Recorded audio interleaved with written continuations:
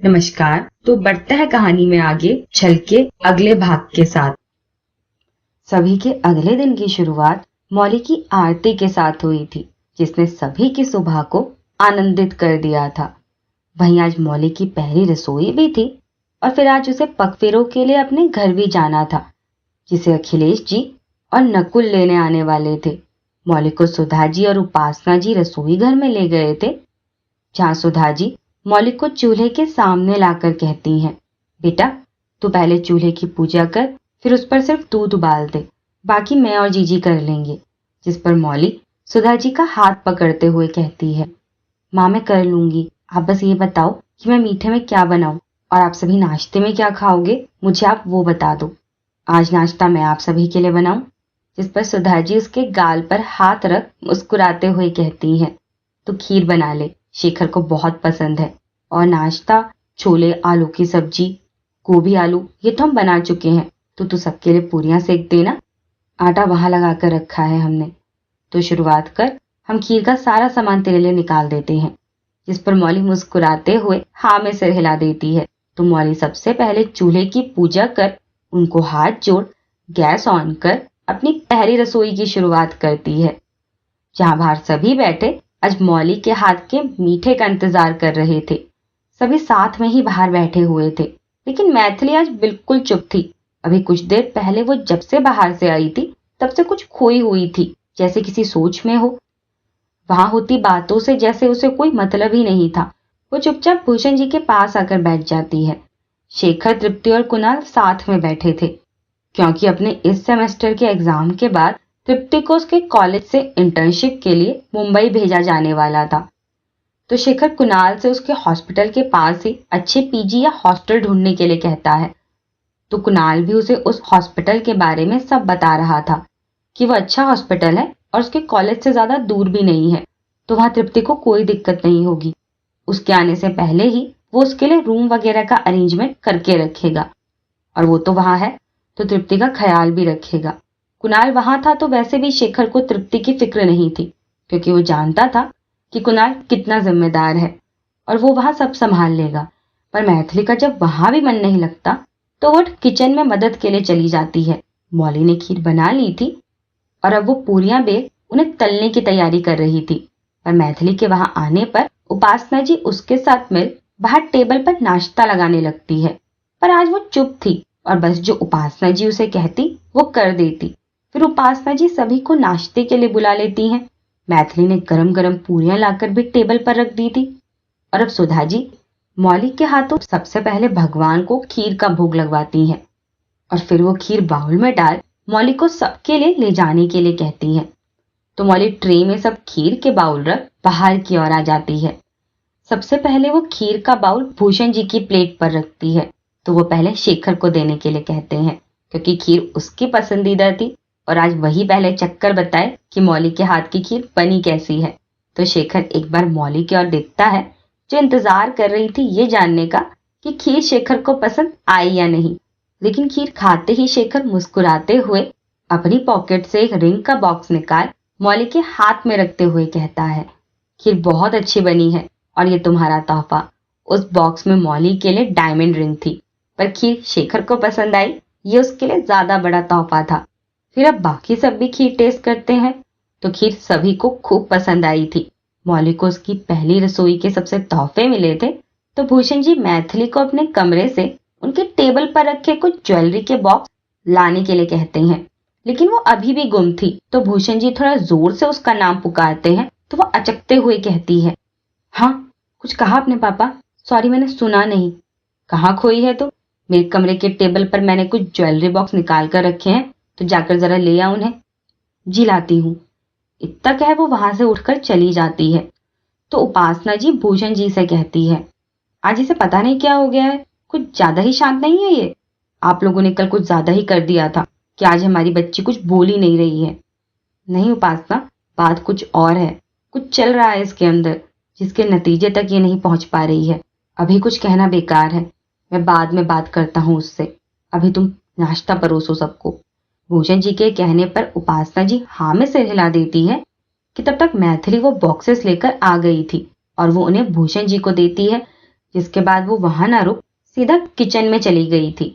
पर तभी काकी और बाकी सबको खीर देती मौली को भूषण जी अपने पास बुलाते हैं और अंदर से मंगवाए वो ज्वेलरी बॉक्स मौली के हाथ में रखते हुए कहते हैं, ये मेरी बेटी के लिए मेरी सीता की ओर से तोहफा। ये सीता के गहने हैं। बहुत शौक था उसे ये गहने खरीदने का, और ये छोटा था तभी से कहती थी, ये सब तो मैं अपने शेखर की बीवी के लिए खरीदती हूँ। जब वो इन्हें पहनेगी तो खूब जचेगी। आज तो पग फेरों के लिए अपने घर जाएगी तो यही गहने पहन कर जाना। तो देख तुझे पसंद आए या नहीं।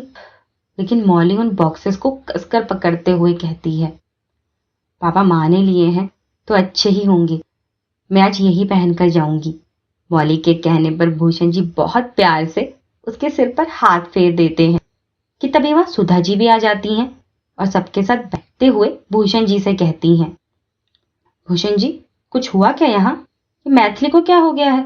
आज तक जिन कामों से सबसे ज्यादा भागती थी आज वही सब करने की जिद कर रही है। मुझे बाहर भेज दिया कि मैं सबके साथ नाश्ता करूं और खुद पूरियां सेकने लग गई। आप लोगों ने फिर कुछ कहा क्या उसे? पर सुधा जी की बात सुन शेखर अपनी जगह से खड़े होते हुए कहता है, मैं देख कर आता हूं। शेखर बैठ जा, अभी अखिलेश जी और नकुल आते होंगे मौली को लेने। उनके आने से पहले सभी नाश्ता कर लेंगे तो अच्छा रहेगा।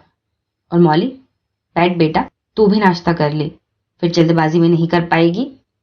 और मैं बात करूंगा मैथिली से, किसी बात से परेशान है वो, तभी कहीं चैन से बैठ नहीं पा रही। उसे करने दे अभी वो जो कर रही है।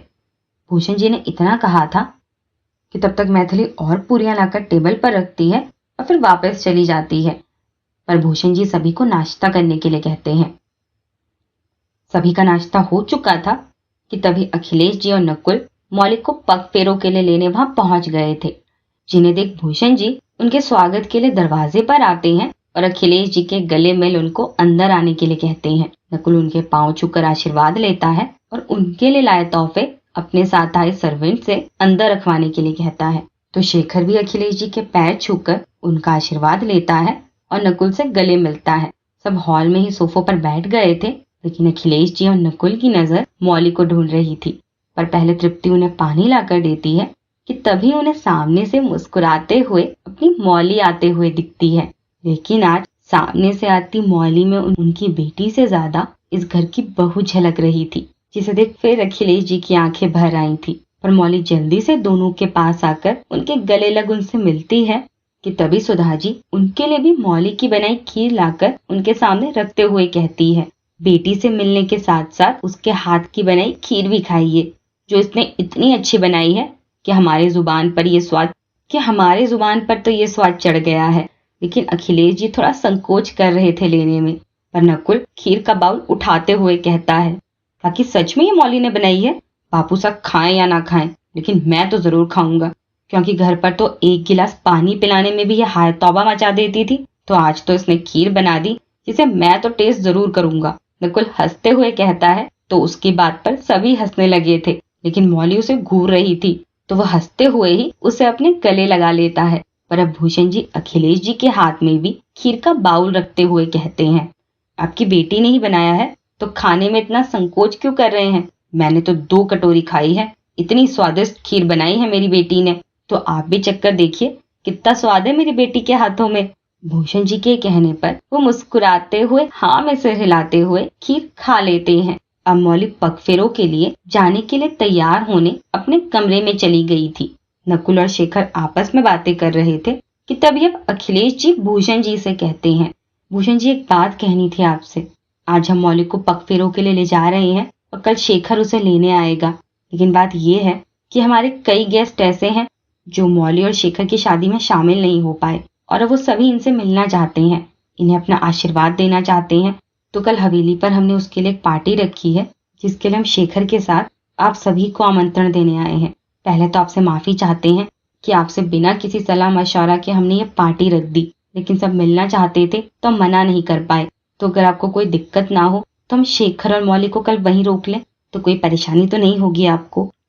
कैसी बात कर रहे हैं आप अखिलेश जी? मौली अगर मेरी बेटी है तो शेखर भी तो आपका बेटा है, आप हक से उसे रोकिए।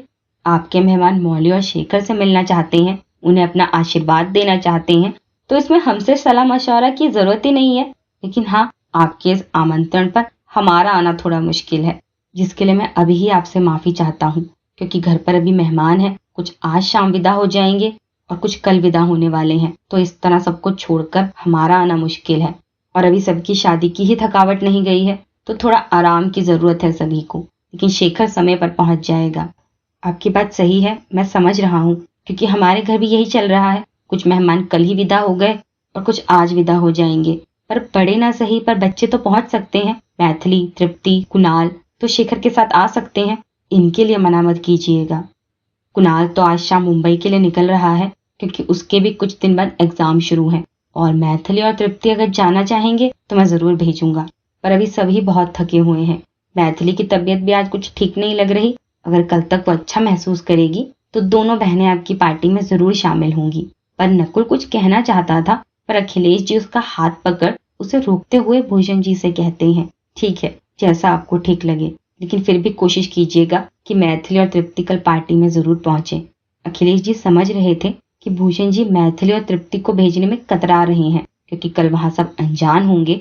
और जो मेहंदी वाले दिन हुआ था उससे लेकर भी वो थोड़ा भी घबराए हुए थे कि तभी मौली और उसके तैयार होने में उसकी मदद करने गई तृप्ति दोनों हॉल में वापस लौट आई थी। मौली ने सीता जी के ही गहने पहने थे, जिसमें बहुत प्यारी लग रही थी वो। तब तक मैथिली भी बाहर आ गई थी, जो मुस्कुराते हुए अखिलेश जी और नकुल से मिलती है और फिर अपने पापा के बगल में आकर खड़ी हो जाती है। अब अखिलेश जी भी उनसे चलने की इजाजत लेते हैं, क्योंकि घर पर भी सभी मौली का बेसब्री से इंतजार कर रहे थे। तो मैथिली मौली को गले लगा बाय कहती है और जल्दी वापस आने के लिए कहती है, जिसके बाद वो एक बार सबसे मिल अखिलेश जी और नकुल के साथ बाहर की ओर आ जाती है। शेखर मौली का बैग उसकी गाड़ी में रखता है और उसे ध्यान से जाने का कह अखिलेश जी के पैर छूकर उनका आशीर्वाद लेता है और नकुल को गले में बाय बोलता है, जिसके बाद उनकी गाड़ियां वहां से निकल जाती हैं और अब सभी वापस अंदर की ओर आ जाते हैं। पर भूषण जी मैथिली का हाथ पकड़ उसे बाहर गार्डन में ले आए थे और उसे अपने साथ सोफे पर बैठाते हुए कहते हैं, अभी कुछ देर तो यहाँ मेरे साथ बैठेगी। और क्या हुआ आज मेरी कोयल को, जो आज कुछ बोल ही नहीं रही और परेशान है तभी वो भी कर रही है जिसकी और कभी दिखती भी नहीं है। क्यों परेशान है? जीजी ने कुछ कहा तुझे? आज फिर कोई बहस हुई? पर अब मैथिली अपने पापा की बाजू थाम उनके कंधे पर सिर रखते हुए कहती है, पापा, माँ कैसी थी? जैसा आप कहते हो कि माँ बहुत अच्छी थी। वो पूरा घर संभालती थी, अकेडमी संभालती थी। दादा दादी के जाने के बाद उन्होंने हर रिश्ते को अच्छे से संभाला। बुआ भी कहती है कि माँ से अच्छी भाभी कोई नहीं थी। आज वो यहाँ सिर्फ उनकी वजह से है। तो पापा काकी क्यों माँ को हर वक्त कोसती रहती हैं? आज भी वो बाहर बैठ जानकी काकी के साथ माँ की बुराई कर रही थी कि माँ ने सब बिगाड़ा है, कभी कुछ संभाला नहीं। बस वो खुद के अहम में रही और अपने अहम की वजह से चली गई। वो बस सुधा माँ की बात करती हैं कि वो अच्छी हैं। मैं ये नहीं कह रही वो अच्छी नहीं है, सुधा माँ बहुत अच्छी हैं, लेकिन माँ भी तो अच्छी थी। तो काकी उन्हें बेशरम, अड़ियल और ना जाने क्या क्या बुरा भला क्यों कहती हैं और मुझे भी बिल्कुल माँ की ही तरह तहमतें देती हैं। चलो मैं तो अपना मानती हूँ कि उन्हें लगता है कि मैं बाहर रही हूँ इसलिए बिगड़ी हुई हूँ, लेकिन माँ के बारे में वो सब क्यों पापा? मैं उनको उसी वक्त जवाब दे सकती थी, पर वो फिर मुझे मुंहफट और बिगड़ैल कहती और यही बात माँ के बारे में कह फिर उन्हें बुरा कहती। घर में खुशियां हैं तो मैं बात नहीं बढ़ाना चाहती थी। मैं बिना कुछ कहे तो अंदर आ गई, लेकिन तब से बहुत बेचैन हूँ। कहीं मन नहीं लग रहा कि क्यों मैं चुप रह गई उस वक्त जहाँ मेरी माँ का अपमान हो रहा था, और क्यों ऐसे लोगों को मैं अपनी आंखों के सामने बर्दाश्त कर रही हूँ। क्यों वो मेरी ही माँ के घर में बैठ उनके बारे में इतनी अच्छी बातें कर रहे हैं। मैथिली की आंखों में इस वक्त गुस्सा और आंसू दोनों थे, पर भूषण जी कुछ पल शांत रहे, फिर मुस्कुराते हुए कहते हैं, क्योंकि तू भी तो अपनी माँ की ही बेटी है, तो जो उसकी सोच थी कहीं ना कहीं उसका असर तो तुझ पर भी आएगा। तूने कहा ना कि तू क्यों बर्दाश्त कर रही है, क्योंकि तेरी भी सोच सीता की ही तरह है। जीजी सीता को कभी पसंद नहीं करती थी, क्योंकि गलत को गलत और सही को सही कहना ही उसने सीखा था। कोई कुछ भी कहकर उससे गलत को सही और सही को गलत कहलवाने की हिम्मत नहीं कर सकता था। पर जीजी को सिर्फ अपनी ही बातों को सही सुनना अच्छा लगता और सीता ने हमेशा सिर्फ सच कहा, तो जीजी का अहम आगे आने लगा कि जहाँ सब उनकी बात को काटने की हिम्मत नहीं करते, वहाँ सीता उनकी बात को गलत कह देती। तो वो तब भी ऐसे ही उसके बारे में गलत बातें कहती रहती, जिसके लिए कई बार मेरी भी उनसे बहस हुई और उन्होंने इन बातों का बतंगड़ बनाना शुरू किया। मुझे भी गुस्सा आता तो तब सीता हंसते हुए कहती कि मैं क्यों अपना खून जला रहा हूँ, उनकी सोच उनकी है, तो उन्हें जो कहना है कहने दो। हम कौन सा उनकी सोच से चल रहे हैं। उनका दायरा ही उतना है, उनका नजरिया ही वो है कि वो सिर्फ मुझ में बुराइयां ही देखती हैं। मैं कुछ भी कर लूं, उनका नजरिया नहीं बदल सकती। और मैं क्या हूं, इसके लिए मुझे किसी दूसरे के नजरिए की जरूरत नहीं है। मुझे कोई फर्क नहीं पड़ता कि जीजी क्या कहती है। मैं कैसी हूं ये वो लोग जानते हैं जो मेरे लिए जरूरी है। और वो जितनी मेरी बुराई करेंगी, मैं उतना खुद को आगे बढ़ाने का काम करूंगी। तो यही सोच कहीं ना कहीं तेरी भी है कि लोग बोलते रहें, लेकिन तू कहाँ रुकती है, ना थकती है। और अभी तूने पूछा ना कि माँ कैसी थी, तो वो मेरा गुरूर, मेरा सुकून, मेरी प्रेरणा थी। उसके आने से मैं पूरा हुआ, मेरा मकान घर बना। मुझे मेरे सीता ने मेरे 2 अनमोल हीरे मुझे दिए। मेरा दुख मेरे सुख से पहले बांटा उसने। सिर्फ अपनी मुस्कुराहट से जाने कितनी बार उसने मेरी परेशानियों को भुला दिया। मेरी जिंदगी का सबसे खूबसूरत तोहफा थी मेरी सीता, जिसे जाने क्यों मुझसे महादेव ने इतनी जल्दी छीन लिया। अभी तो 7 तक पूरा नहीं हुआ था कि उसने अपना हाथ खींच लिया। ये कहते कहते भूषण जी की आंखों से आंसू गिरने लगे थे, तो मैथिली उनके गले लग जाती है। उसकी भी आंखों से आंसू गिर रहे थे कि तभी मैथिली के लिए नाश्ते की प्लेट लिए वहां शेखर भी बाहर आता है। तो वो दोनों जल्दी से अपने आंसू साफ कर लेते हैं, पर शेखर उन दोनों को देखते हुए उनके पास बैठते हुए कहता है, क्या हुआ, आप दोनों रो रहे थे? पापा क्या हुआ, आपकी तबीयत ठीक है ना? और तुझे आज कौन से कीड़े ने काटा है जो बिल्कुल शांत घूम रही है, न बोल रही है, ना नाश्ता किया है तूने अभी तक? क्या नाटक लगा रखा है ये? जिस पर भूषण जी मैथिली को वैसे ही गले लगाए मुस्कुराते हुए शेखर को भी अपने गले लगाते हुए कहते हैं, शेखर, आज तेरी बहन एक सवाल को अपने दिमाग में लेकर घूम रही है। ये पूछ रही है कि पापा माँ कैसी थी? तो मैंने इसे यही बताया कि ये तो शेखर रोज कहता है कि ये खुद सीता है, उसकी परछाई है और शेखर मेरी। और फिर बातों को इसने इतना बढ़ा दिया कि खुद भी रो रही है और मुझे भी रुला रही है। मैंने कहा इसे अगर अभी शेखर आया तो हमें इस तरह रोता देख दोनों को अच्छी खासी डांट लगा देगा, पर ये मेरी सुनती ही नहीं है। एक मेरा शेखर ही है जो मेरी सब बात मानता है और मेरा सबसे काबिल बच्चा है, और ये शैतान तो सिर्फ मुझे परेशान करती है। लेकिन मैथिली अभी कुछ नहीं कहती, बस भूषण जी से अलग होकर सिर झुकाए अपने आंसू साफ करने लगती है। तो भूषण जी उसके सिर पर हाथ फेर शेखर को उसके पास रुकने का इशारा कर अंदर की ओर चले जाते हैं।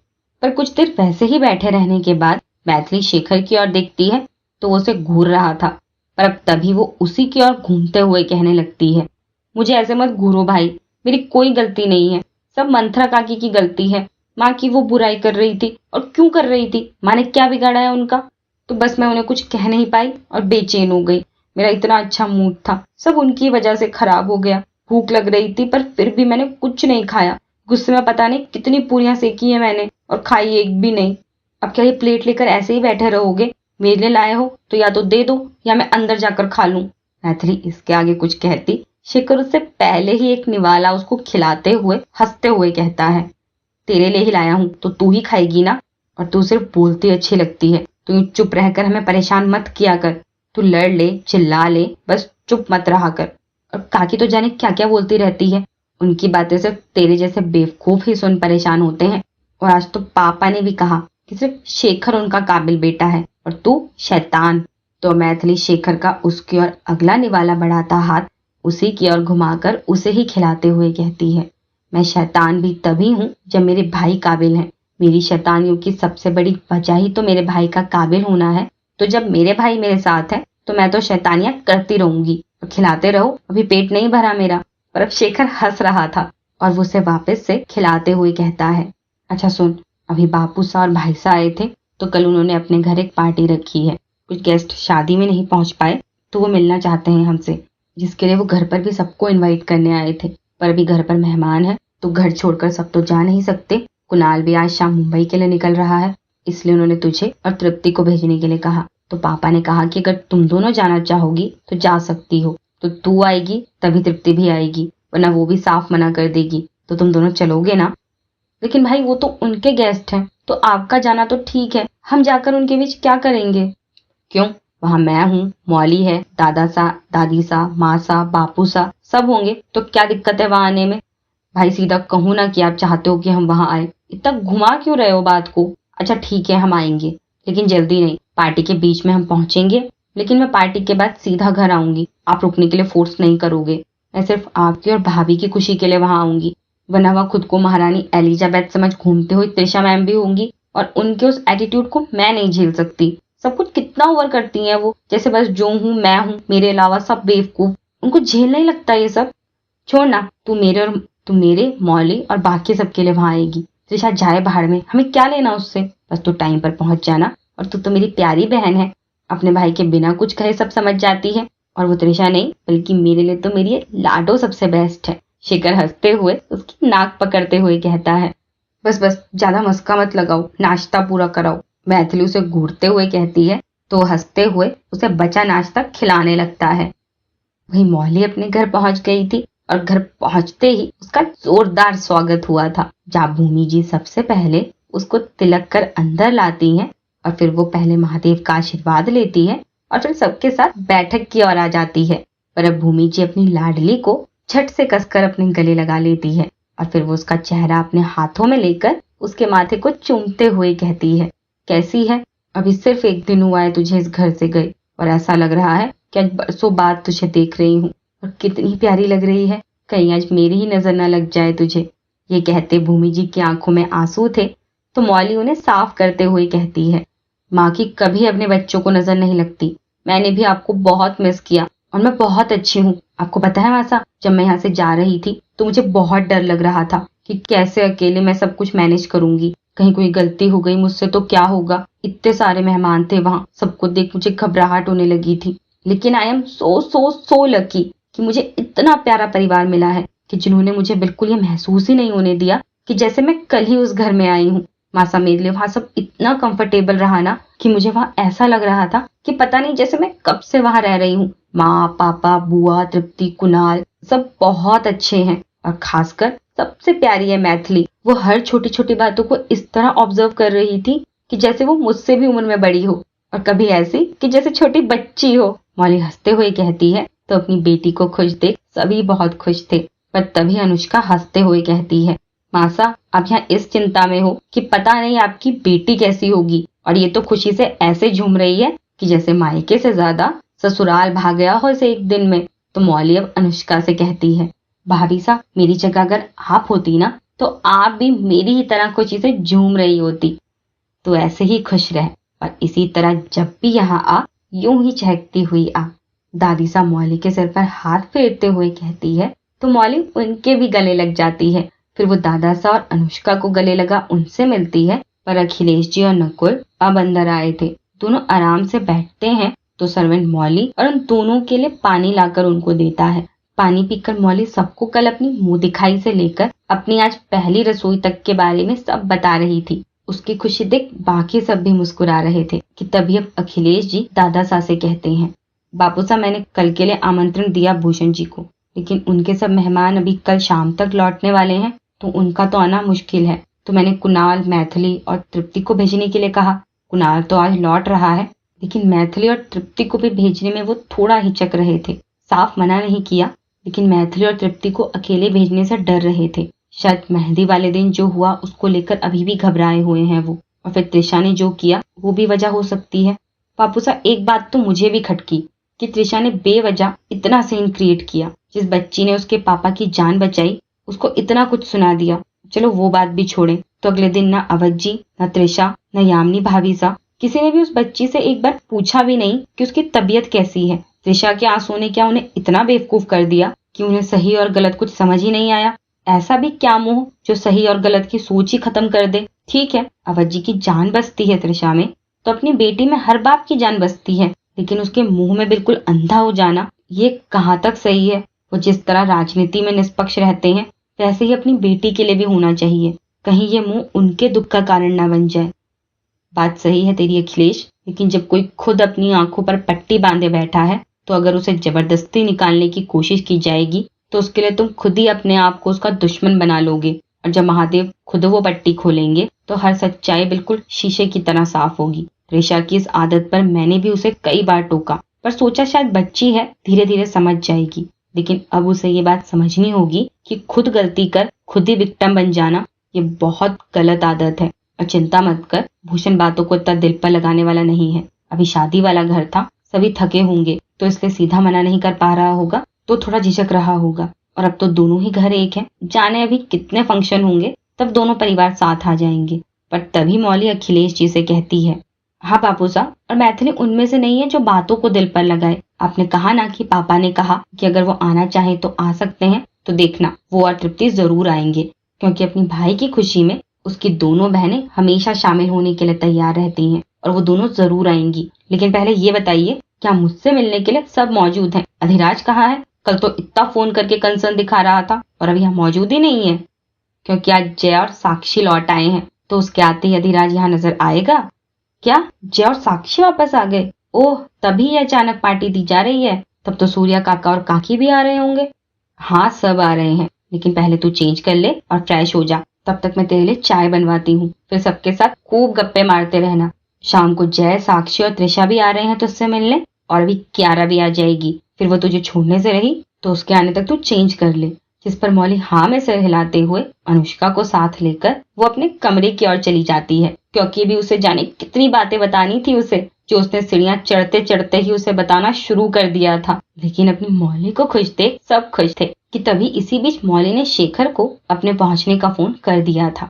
वहीं शाम हो चली थी। कुणाल को अब एयरपोर्ट के लिए निकलना था, तो भूषण जी, सुधा जी और उपासना जी के पैर छूकर उनका आशीर्वाद लेता है। तो वो तीनों उसे अपना ध्यान रखने और पहुंचते ही फोन करने के लिए कहते हैं, और फिर वो मैथिली और तृप्ति से गले में शेखर के साथ एयरपोर्ट के लिए निकल जाता है। दोनों एयरपोर्ट पहुंचे थे तो शेखर उसका सामान गाड़ी से निकालने में उसकी मदद करता है और उसे अंदर तक छोड़ने आता है। कुछ देर वेट करने के बाद कुणाल की फ्लाइट की अनाउंसमेंट होती है, तो कुणाल शेखर के भी पांव छूकर उसका आशीर्वाद लेता है। तो शेखर उसे अपने गले लगाते हुए कहता है, ध्यान रखना अपना और पहुंचकर फोन कर देना, और ये रख। इतना क्या शेखर अपनी जेब से एक एनवलप निकाल उसके हाथ में रखता है, तो कुणाल उसके लिए मना करते हुए कहता है, नहीं भाई, इसकी जरूरत नहीं है। मैथिली दी ने अकाउंट में तो पैसे ट्रांसफर कर दिए हैं, तो इसकी जरूरत नहीं है मुझे भाई।